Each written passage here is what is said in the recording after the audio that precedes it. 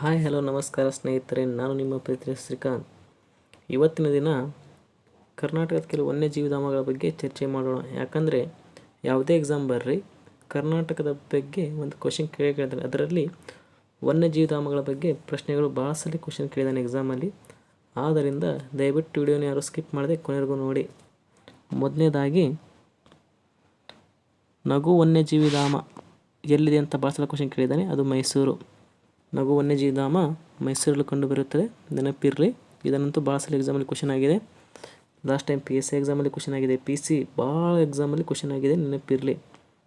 ಅದೇ ರೀತಿ ಭದ್ರಾ ವನ್ಯಜೀವಿಧಾಮ ಚಿಕ್ಕಮಗಳೂರು. ಭದ್ರಾ ವನ್ಯಜೀವಿಧಾಮ ಚಿಕ್ಕಮಗಳೂರಲ್ಲಿ ಕಂಡುಬರುತ್ತೆ. ಇದು ಕೂಡ ನೆನಪಿರಲಿ, ಕ್ವಶನ್ ಆಗಿದೆ. ನಂತರ ಆದಿಚುಂಚನಗಿರಿ ನವಿಲುಧಾಮ ಮಂಡ್ಯ. ಇದು ಕ್ವಶನ್ ಆಗಿದೆ.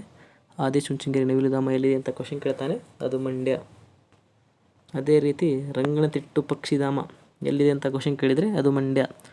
ರಂಗನತಿಟ್ಟು ಪಕ್ಷಿಧಾಮ ಮಂಡ್ಯದಲ್ಲಿ ಕಂಡುಬರುತ್ತೆ, ನೆನಪಿರಲಿ. ನಂತರ ಕುದುರೆಮುಖ ರಾಷ್ಟ್ರೀಯ ಉದ್ಯಾನವನ. ಇದನ್ನಂತೂ ಭಾಳ ಸಲ ಎಕ್ಸಾಮಲ್ಲಿ ಕ್ವಶನ್ ಕೇಳಿದ್ದಾನೆ. ಅದು ಎಲ್ಲಿ ಕಂಡುಬರುತ್ತೆ ಅಂತ ಕೇಳಿದರೆ ಅದು ಚಿಕ್ಕಮಗಳೂರು. ಇದು ಎದಕ್ಕೆ ಫೇಮಸ್ ಆಗಿದೆ ಅಂತ ಕ್ವಶನ್ ಕೇಳಿದ್ದಾನೆ. ಕುದುರೆಮುಖ ಕಬ್ಬಿಣಕ್ಕೆ ಪ್ರಸಿದ್ಧವಾಗಿದೆ, ನೆನಪಿರಲಿ. ಕುದುರೆಮುಖ ಕಬ್ಬಿಣಕ್ಕೆ ಪ್ರಸಿದ್ಧವಾಗಿದೆ, ನೆನಪಿರಲಿ.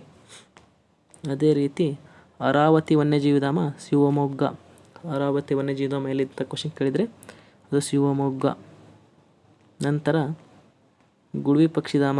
ಇದನ್ನು ಲಾಸ್ಟ್ ಟೈಮ್ SSLC ಎಕ್ಸಾಮಲ್ಲಿ ಕ್ವಶನ್ ಕೇಳಿದ್ದ. ಗುಡುವಿ ಪಕ್ಷಿಧಾಮ ಎಲ್ಲಿದೆ ಅಂತ ಕೇಳಿದರೆ ಅದು ಕೂಡ ಶಿವಮೊಗ್ಗ. ಗುಡುವಿ ಪಕ್ಷಿಧಾಮ ಶಿವಮೊಗ್ಗ, ನೆನಪಿರಲಿ. ಅದೇ ರೀತಿ ಬನ್ನೇರುಘಟ್ಟ ರಾಷ್ಟ್ರೀಯ ಉದ್ಯಾನವನ ಬೆಂಗಳೂರು. ಬನ್ನೇರುಘಟ್ಟ ರಾಷ್ಟ್ರೀಯ ಉದ್ಯಾನ ಬೆಂಗಳೂರು. ಇಲ್ಲಿ ನಾವು ಮೊದಲ ಚಿಟ್ಟೆ ಉದ್ಯಾನವನ ಕಾಣಬಹುದು. ಚಿಟ್ಟೆ ಉದ್ಯಾನ ಎಲ್ಲಿದೆ ಅಂತ ಕ್ವಶನ್ ಕೇಳಿದರೆ ಅದು ಬೆಂಗಳೂರು, ನೆನಪಿರಲಿ. ನಂತರ ನಾಗರಹೊಳೆ ರಾಷ್ಟ್ರೀಯ ಉದ್ಯಾನವನ ಎಲ್ಲಿದೆ ಅಂತ ಕ್ವಶನ್ ಕೇಳಿದರೆ ಅದು ಕೊಡಗು. ನಾಗರಹೊಳೆ ರಾಷ್ಟ್ರೀಯ ಉದ್ಯಾನವನ ಕೊಡಗಿನಲ್ಲಿ ಕಂಡುಬರ್ತೈತೆ. ಇದು ಕೂಡ ಭಾಳ ಸಲ ಕ್ವಶನ್ ಕೇಳಿದ್ದಾನೆ, ನೆನಪಿರಲಿ. ಅದೇ ರೀತಿ ಬಂಡೀಪುರ ರಾಷ್ಟ್ರೀಯ ಉದ್ಯಾನವನ ಚಾಮರಾಜನಗರ. ಬಂಡೀಪುರ ರಾಷ್ಟ್ರೀಯ ಉದ್ಯಾನವನ ಚಾಮರಾಜನಗರ. ಇದು ಕ್ವಶನ್ ಆಗಿದೆ, ನೆನಪಿರಲಿ. ನಂತರ ದಾಂಡೇಲಿ ಎಲ್ಲಿದೆ ಅಂತ ಕ್ವಶನ್ ಕೇಳಿದರೆ ಉತ್ತರ ಕನ್ನಡ. ಇದು ಕಾಗದಕ್ಕೆ ಭಾಳ ಫೇಮಸ್ ಐತಿ ದಾಂಡೇಲಿ, ನೆನಪಿರಲಿ. ದಾಂಡೇಲಿ ಉತ್ತರ ಕನ್ನಡದಲ್ಲಿ ಕಂಡುಬರುತ್ತೆ, ನೆನಪಿರಲಿ. ಘಟಪ್ರಭಾ ಪಕ್ಷಿಧಾಮ ಕೇಳಿದ್ದಾನೆ ಎಕ್ಸಾಮಲ್ಲಿ, ಅದು ಬೆಳಗಾವಿ. ಘಟಪ್ರಭಾ ಪಕ್ಷಿಧಾಮ ಎಲ್ಲಿದೆ ಅಂತ ಕೇಳಿದರೆ ಅದು ಬೆಳಗಾವಿ. ನಂತರ Mookambike ವನ್ಯಜೀವಿಧಾಮ Dakshina Kannada. Last time civil PCL exam ಕೇಳಿದ. ಮೂಕಾಂಬಿಕೆ ವನ್ಯಜೀವಿಧಾಮ ಎಲ್ಲಿದೆ ಅಂತ ಕೇಳಿದರೆ ಅದು ದಕ್ಷಿಣ ಕನ್ನಡ. ನಂತರ ಬ್ರಹ್ಮಗಿರಿ ವನ್ಯಜೀವಿಧಾಮ ಕೊಡಗು. ಬ್ರಹ್ಮಗಿರಿ ಎಲ್ಲಿದೆ ಅಂತ ಕೇಳಿದರೆ ಅದು ಕೊಡಗಿನಲ್ಲಿ ಕಂಡುಬರ್ತೈತಿ. ಬ್ರಹ್ಮಗಿರಿ ವನ್ಯಜೀವಿಧಾಮ ಕೊಡಗು. ನಂತರ ಅಂಶಿ ರಾಷ್ಟ್ರೀಯ ಉದ್ಯಾನವನ ಉತ್ತರ ಕನ್ನಡ. ಅಂಶಿ ರಾಷ್ಟ್ರೀಯ ಉದ್ಯಾನವನ ಉತ್ತರ ಕನ್ನಡದಲ್ಲಿ ಕಂಡುಬರ್ತೈತಿ, ಅಂಶಿ, ನೆನಪಿರಲಿ. ನಂತರ ತಲಕಾವೇರಿ ವನ್ಯಜೀವಿಧಾಮ ಕೊಡಗು. ತಲಕಾವೇರಿ ವನ್ಯಜೀವಿಧಾಮ ಕೊಡಗಿನಲ್ಲಿ ಕಂಡುಬರ್ತೈತಿ, ಅದು ನೆನಪಿರಲಿ.